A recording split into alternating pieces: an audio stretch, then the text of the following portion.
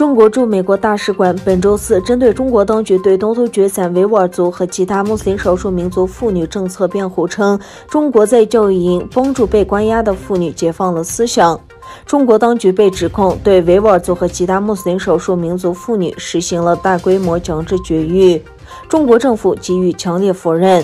中国驻美国大使馆的推文写道，在消除极端主义的过程中，新疆维吾尔族妇女的思想得到解放，性别平等和生殖健康得到促进，她们不再是生育机器，她们更加自信和独立。由于中国政府对维吾尔族和其他穆斯林少数民族长期以来的压迫，这条推文一经发布便引来大量反对声音，许多网友要求推特将其删除。此前，有研究报告为新疆当局正在实施大规模强制绝育提供了大量证据。中国政府和人民日报指出，当地人口的减少主要是中国打击宗教极端主义的结果，并减少了恐怖主义活动。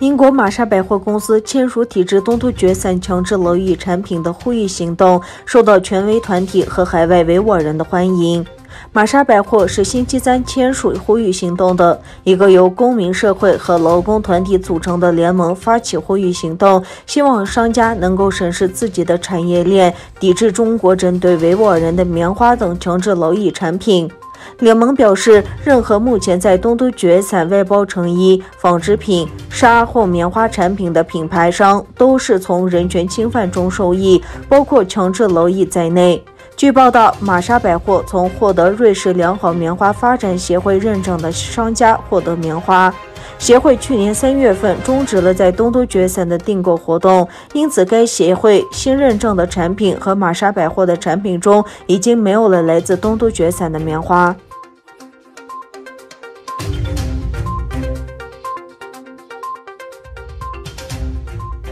东突厥散组织国际协会代表团拜访了土耳其大国民议会主席穆斯塔法·申特卜博士。国际东突厥散民间组织联盟主席希达耶特·乌古泽汗在社交媒体上发表了以下声明：代表团在安卡拉的办公室拜访了土耳其大国民议会主席申特卜博士。我们在会谈中表达了海外维吾尔社区，尤其是土耳其维吾尔侨民对中土引渡条约的担忧和希望。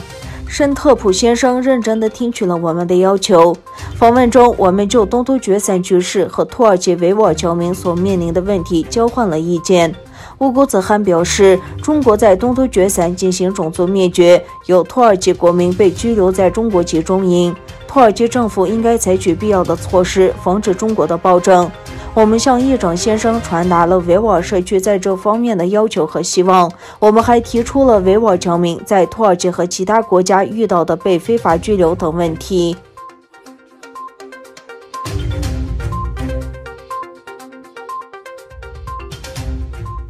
巴西周三公布的数据显示，中国科兴疫苗有效率为 78%。中国科兴研发的新型冠状病毒肺炎疫苗在巴西的3期实验中被证明有效率达 78%。巴西圣保罗州政府公布中国科兴生物研发的武汉病毒疫苗在当地进行的临床实验的结果，其有效率为 78%。详细数据已提交给巴西药检局申请紧急使用许可，当地计划在本月开始为民众接种武汉病毒疫苗。中国科兴疫苗已在巴西、土耳其、印尼、泰国、新加坡等地进行临床实验，印尼也计划在1月开始为国民接种。土耳其从中国科兴公司订购的首批300万剂武汉病毒疫苗运抵首都安卡拉。